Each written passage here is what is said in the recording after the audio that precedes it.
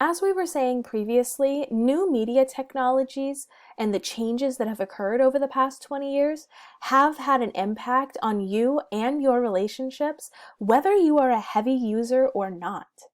So, for example, even if you are not on Facebook or you don't have an Instagram or you don't have a Twitter, the things that your friends are posting on those social networking sites might still have an impact on you. Or you might be missing out on part of a relationship because you are not on those social networking sites and keeping up with the updates that people are posting on those sites. So, regardless of whether you have the new media, it does have an impact on your life. But I want to talk on this slide specifically about new media and the impact that it has on our perceptions of ourselves. So, when we are posting on social media and on social networking sites, we are presenting a version of ourselves. And the explicit way that we have become conscious of this self-presentation is often leading to an increased sense of self-consciousness. So we have to think about the things that we are putting out online, and we have to think about how this is going to impact the way that other people see us. Because our friends are forming impressions based on the things that appear on our profiles, right? They see the things that we like on Facebook, the pictures that we post and the pictures that we are tagged in. They see the news stories or the jokes that we share on our timeline. And all of these things create this sort of database of information about us. And both old friends and new friends alike can access that information to form and reform opinions and impressions about us. And we have control over most of what appears in that database, but not necessarily all of that information.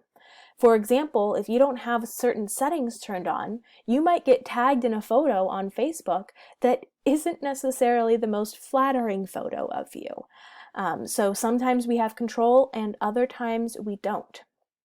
And in some cases, this increase in self-consciousness may lead to self-image and self-esteem issues. For example, if you post a photo on Instagram and it doesn't get nearly as many likes as a similar photo that your friend posted on Instagram did, right? That could potentially lead to some kind of self-esteem issues and have you wondering what was wrong with what you posted or why was what you posted different and all of those sorts of things. So it can get us caught up in our heads very easily. In addition, social media creates a kind of openness that doesn't necessarily happen in our offline social realities, right? Oftentimes, social networking sites allow you to be anonymous. Reddit is a good example of this, right? You can create a profile on Reddit that has no connection to your name or to your face. And so you might post things under an anonymous profile that you would never post on a profile that was connected to your name and face. And so these social networking sites can create for that openness because it takes down a lot of those barriers. It's the same thing even when something is connected to our name and our face. This is the same reason that somebody will respond to a comment that you made on Facebook in a really antagonistic way, and they would say things to you online that they would never say to you to your face.